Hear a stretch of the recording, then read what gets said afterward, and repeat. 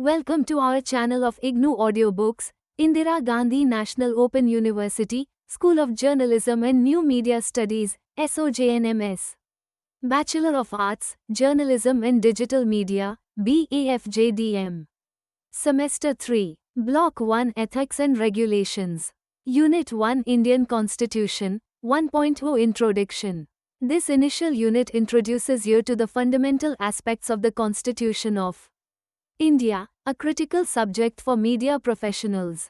A comprehensive understanding of the Constitution's core principles is essential for effectively fulfilling your roles and responsibilities. Subsequent units will delve into various media laws and regulatory frameworks, including topics like intellectual property rights and the right to information, covered in greater detail in Block 3 of this course. The Constitution of a nation is a legal framework of fundamental laws or principles governing that nation. Typically, a constitution outlines broad principles and directions rather than intricate details.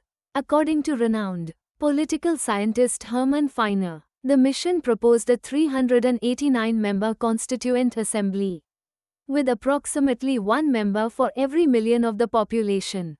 The Constituent Assembly was established based on indirect elections that took place in July 1946.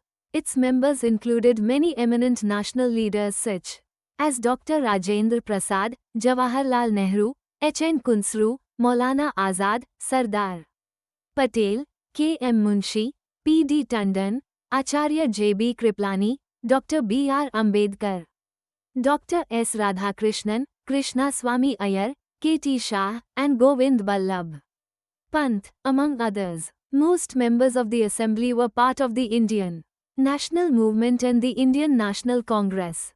The framers of the Constitution considered the best features of the constitutions of other countries and adopted those features that best suited Indian conditions and needs. However, many of the original features of the 1949 Constitution have since been modified by successive amendments. 1.3 Key elements of the Constitution.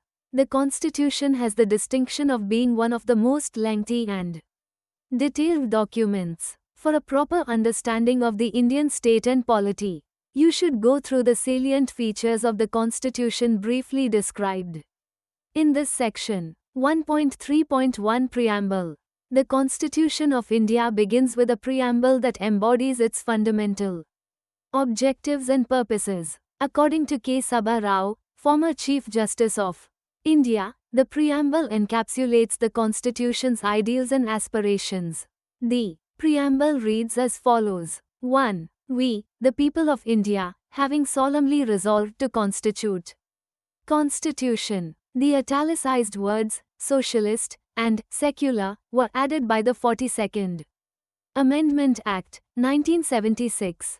The preamble provides information about 1. The source of the Constitution. 2. A statement of the Constitution's objectives. 3. The date of its adoption. It embodies the spirit of the Constitution, reflecting the resolve of the Indian people to build a new socialist, secular nation, ensuring justice, liberty, equality, and fraternity. According to Durga Das Basu, sovereignty implies that the state has the authority to legislate on any subject and is not subject to control by any other state or external power. The Supreme Court of India, in the case of Santosh V.S. Secretary, Ministry of HRD, Air 1995 South Carolina 293, Para 18, emphasized that promoting India's unity and common heritage, with Sanskrit language playing a significant role, is essential. Similarly, secularism means that the state protects all religions equally and does not endorse any religion as the state religion. 1.3.2 Federal Structure. Federalism is a system of dividing political power between central and state governments, with each government being independent within its own sphere. Different countries have varied forms of federalism, such as in India, Canada, Australia, and the United States, each with unique characteristics based on historical evolution. Until 1947, India's general trend was towards a federal system with some autonomy for provinces. However, the Constituent Assembly modified this in the draft constitution due to significant challenges like large-scale communal violence, regional tensions, and economic collapse. The partition of the country led the constitution makers to adopt a federal setup with dominant unitary features. The constitution provides for single citizenship, an integrated judiciary, and an all India civil service. It grants general supremacy to the Union Parliament, an executive over states, especially in making laws on items in the state list, appointing and dismissing governors, and dismissing state ministries. The Union also holds residual powers and a larger share of revenue and fiscal authority. There is an inequality in the status of the federating states, as seen in Articles 2, 370 to 373, and Part 6X. Additionally, the Constitution allows the centre to transform the federal system into a unitary one during emergencies, Articles 352 to 360, due to foreign aggression, armed rebellion, law and order breakdown, or financial collapse.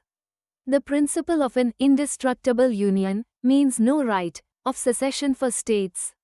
The Union has the authority to create new states, adjust state boundaries. These rights are not absolute. The Constitution outlines reasonable restrictions. Under Article 32, the Supreme Court can issue writs or orders to enforce fundamental rights. 1.3.4 Directive Principles of State Policy. Our Constitution includes directive principles of state policy, highlighting the state's positive obligations towards citizens. While fundamental rights ensure political democracy, directive principles aim for social and economic democracy to support it. They outline social and economic goals for creating an Part EVA, Article 51A, deals with fundamental duties, added by the 42nd Amendment in 1976. The 86th Amendment added the duty of parents or guardians to provide education opportunities for children aged 6 to 14 years. There are suggestions to add more fundamental duties, such as the duty to vote in elections and pay taxes. The concept of fundamental duties was inspired by the former USSR's Constitution. The constitutions of the USA and several Western nations do not list specific fundamental duties. The Constitution has the distinction of being one of the most lengthy and detailed documents. For a proper understanding of the Indian state and polity, you should go through the salient features of the Constitution briefly described in this section. 1.4 Union and State Legislatures. In the Constitution of India, there is a division of legislative, executive, and financial powers between the Union and the states. The Constitution provides for a three-tier distribution of legislative powers between the Union and the states. List I, known as the Union List, contains subjects over which Parliament has exclusive authority to legislate. List 2, the State List, includes matters over which state legislatures have exclusive legislative power. List 3, the Concurrent List, encompasses topics on which both Parliament and state legislatures can legislate. Within their respective domains, both the Parliament and state legislatures exercise complete autonomy. The scheme of power distribution underscores the general supremacy of Parliament in the legislative realm. Even in areas exclusively reserved for the states, Parliament is empowered to legislate for implementing any treaty, agreement, or convention with another country or any decision made at an international conference, association, or other body on any subject. Parliament can also legislate on state matters by invitation. If two or more state legislatures consider it desirable for Parliament to regulate a matter within their exclusive legislative competence and pass resolutions to that effect, 14 days, it is deemed to have been passed. The Speaker of the Lok Sabha decides whether a particular bill is a money bill. The Rajya Sabha may discuss the annual financial statement but has no Power to vote on the demands for grants. The Rajya Sabha cannot pass a vote of no confidence in the Council of Ministers. Despite these limitations, the Rajya Sabha is not considered less important or secondary to the Lok Sabha. In the case of non-financial bills, the Rajya Sabha has equal power with the Lok Sabha. Every non-financial measure must be passed by both houses before it is presented to the President of India for assent. The Parliament, more than just a legislative body, also debates significant national issues. The structure of the legislature at the state level mirrors that of the union legislature, with the main difference being that only a few states have bicameral legislatures while most have unicameral legislatures. 1.4.1 Union and state executives. India's constitution follows the British cabinet system of responsible government rather than a presidential system. The president acts on the aid and advice of the Council of Ministers, headed by the Prime Minister. However, there is an opinion that the president may not dissolve parliament based on the Prime Minister's advice if the Prime Minister has lost majority support in the lower house. The president is indirectly elected for a 5-year term and can be removed through impeachment proceedings in parliament. A vice president is also indirectly elected and serves as the head of state in the president's absence. The vice president is the ex officio chairman of the Rajya Sabha. The president generally invites the person who enjoys the majority support of the Lok Sabha members to become prime minister. The prime minister holds a key position in the government and symbolizes the ruling power structure. The state executive is organized similarly to the union government, with the governor having a role equivalent to that of the president. The chief executive of the state government is the chief minister, and each state has a council of ministers. The governor, appointed by the president, holds office at the president's pleasure. 1.4.2 Judiciary. Unlike many countries with federal constitutions, India has a unified judicial system with the Supreme Court at its apex. The Supreme Court has effective power to supervise and control the entire judicial system. Below the Supreme Court are the high courts in different states, followed by district courts and subordinate courts. The Supreme Court's jurisdiction includes original jurisdiction, writ jurisdiction, appellate jurisdiction, advisory jurisdiction, miscellaneous jurisdiction. The Supreme Court has exclusive jurisdiction in disputes between the union and a state, between states, or between groups of states. It also acts as the guardian of citizens' fundamental rights. 1.4.3 Center-state relations. The Constitution delineates separate areas of operation for the union and the states through the Union List, State List, and Concurrent List. Additionally, residuary powers not mentioned in any list belong to the central government.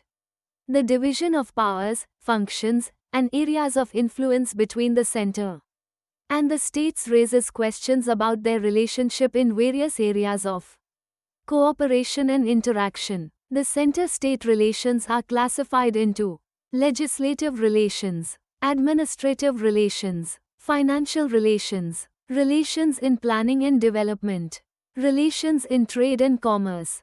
Conflicts may arise in these relations, leading to the establishment of several committees and commissions to study and suggest measures for maintaining harmonious center-state relations. Examples include the Administrative Reforms Commission, Rajamannar Committee, and Sarkaria Commission. Check your progress. 2. Note 1. Take the appropriate response. 2. Compare your answers with those given at the end of the unit. 1. Who is the head of the Union Executive? A. Prime Minister of India. B. Chief Justice of India. C. President of India. 2. Who determines whether a particular bill is a money bill or not? A. Chairman of the Rajya Sabha. B. Speaker of the Lok Sabha. C. Prime Minister of India. 3. The states in India have the authority to legislate on subjects listed in which list? A. List I, Union List. B. List 2, State List. C. List 3, concurrent list. 4. On which type of bill does the Rajya Sabha have limited power? A. Financial bill. B. Money bill. C. Constitutional amendment bill. 1.5 Public services.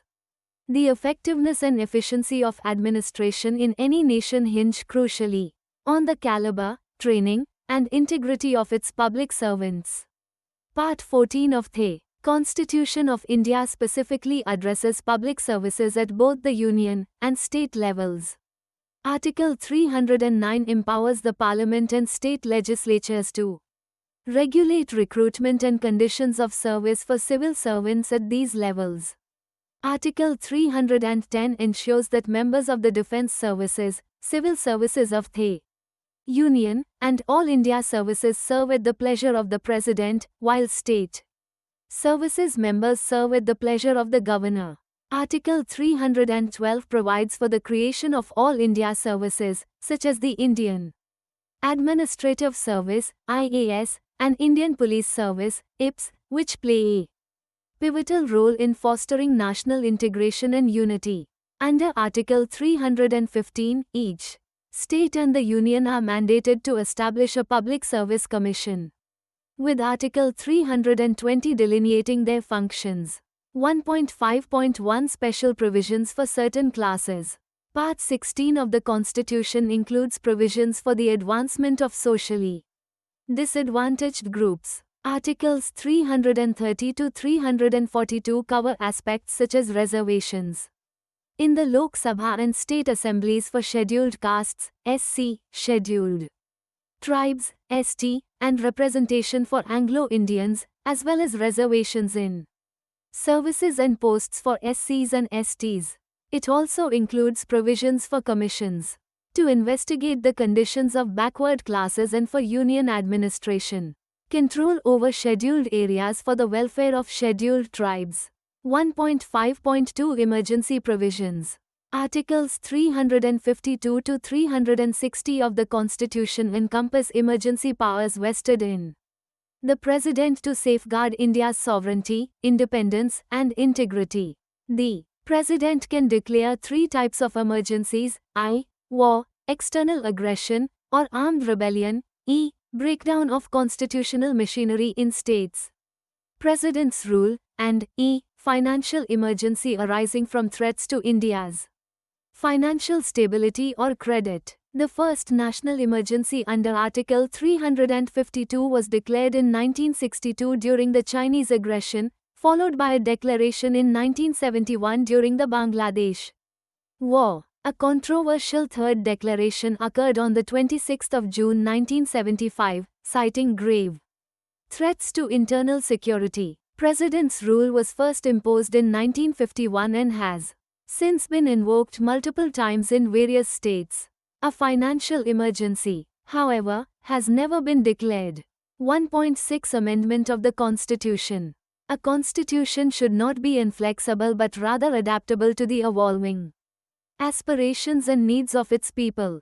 The Indian Constitution allows for its amendment through a procedure outlined in Article 368. There exist two primary methods for amending the Constitution. Firstly, an amendment can be initiated by introducing a bill in either the Lok Sabha or Rajya Sabha. Upon passing the bill in both houses by a majority of the members present and voting, and by a two-thirds majority of those present and voting, it is then presented to the President for assent. Upon receiving the President's assent, the Constitution is amended accordingly. Secondly, if the proposed amendment affects certain critical aspects such as the manner of the President's election, the distribution of powers between the Union and states, or other specified provisions, it must also be ratified by at least half of the state legislatures before it is sent to the President for assent. Once ratified and assented to by the President, the Constitution is amended.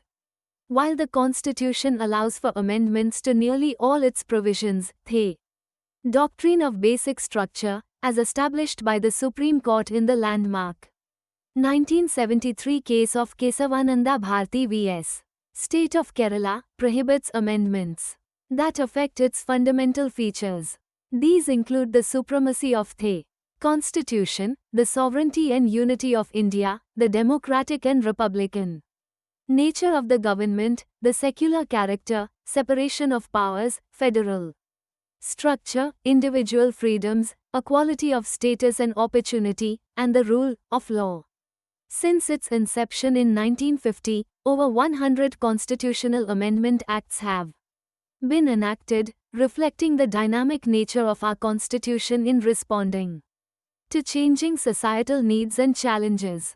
Furthermore, the National Commission to Review the Working of the Constitution, established in 2000 and chaired by eminent judges and jurists, including Justice M.N. Venkatachalya, conducted a comprehensive review over 2 years. Its 2002 report highlighted both significant achievements and notable shortcomings in the functioning of the Indian Constitution.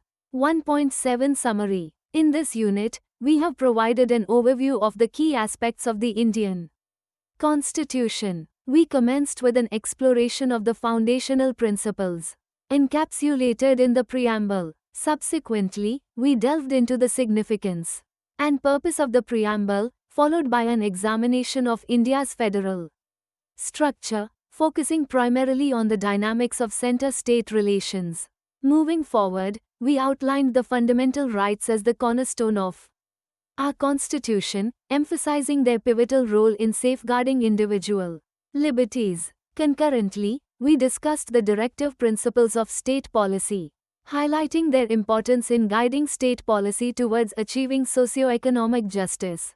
An important legislative milestone, the Constitution 86th Amendment Act of 2002, was also elucidated, underscoring its groundbreaking provision of making education a fundamental right for children aged 6 to 14 years. Furthermore, this amendment introduced crucial reforms in the directive principles of state policy and fundamental duties. The unit further explored the tripartite structure of our government, legislature, executive, and judiciary, detailing their respective roles and interdependencies.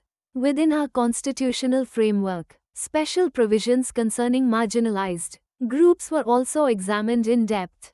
Additionally, the unit covered the emergency powers vested in the President of India and outlined the procedures involved in amending the Constitution. Crucial aspects for understanding the dynamics of governance in our country. A comprehensive understanding of the Indian Constitution is imperative for students of mass communication, as it serves as the supreme legal document guiding the functioning of our nation. Thank you for watching. We will see you in the next video with the next chapter.